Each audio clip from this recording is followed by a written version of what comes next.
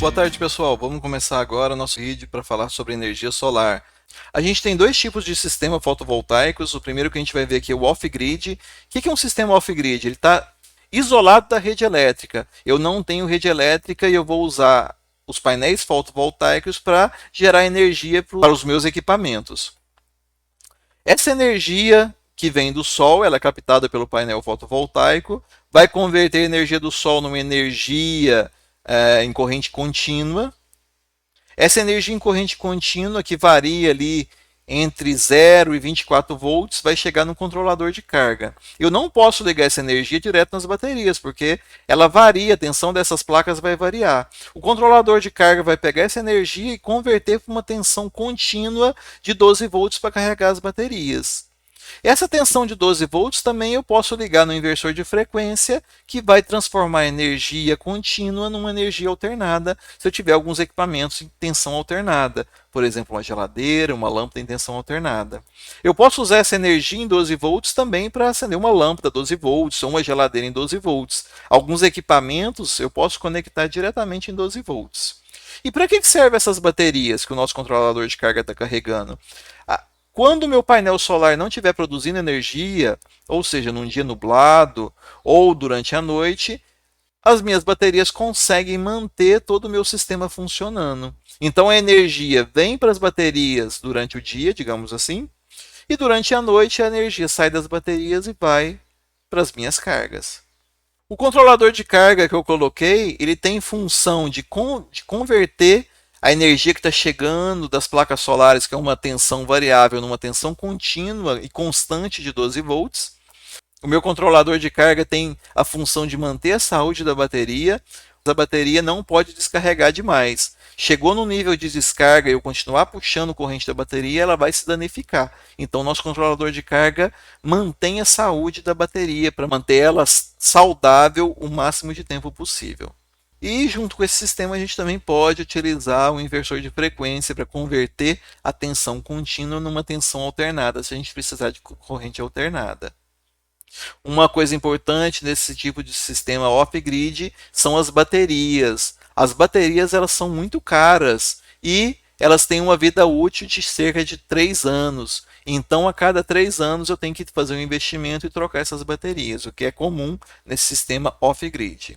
Para evitar o custo de baterias, que é muito grande, a gente pode pensar num sistema on-grid. O sistema on-grid é um sistema que está ligado à rede, ou seja, ligado à concessionária de energia elétrica. Esse sistema, por exemplo, eu vou instalar as placas solares no telhado da residência. Essas placas vão produzir uma tensão em corrente contínua. A tensão em corrente contínua eu não posso injetar na rede da concessionária, porque a concessionária é tensão alternada. Então, para isso, eu uso um equipamento que chama inversor de frequência.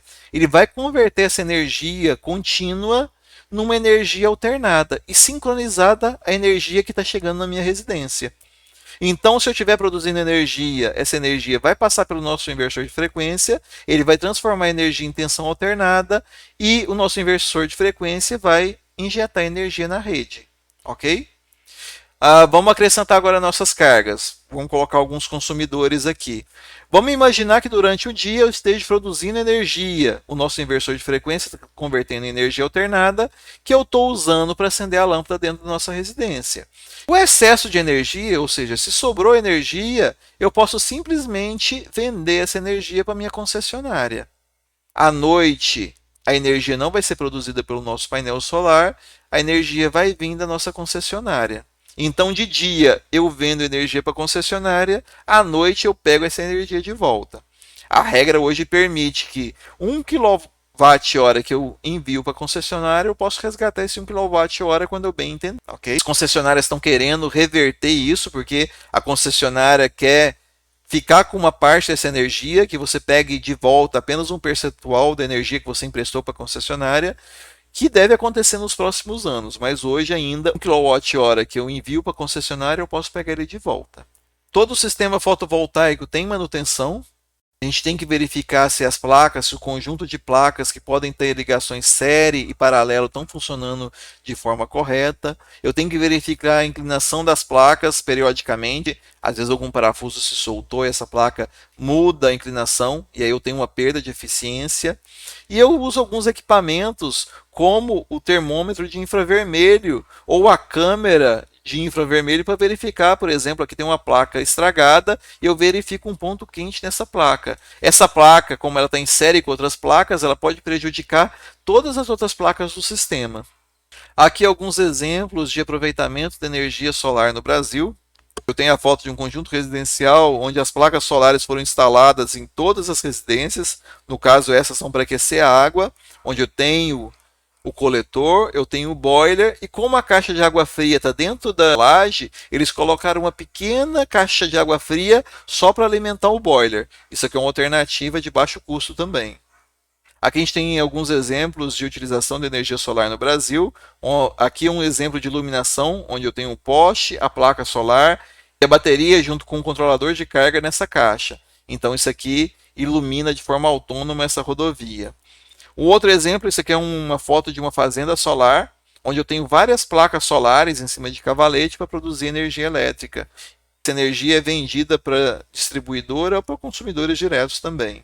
Dentre os impactos da energia fotovoltaica, a gente pode falar que é uma energia limpa, ela não emite CO2 e outros poluentes. A gente consegue utilizar uma área que normalmente não é aproveitada, como um telhado de uma residência, por exemplo.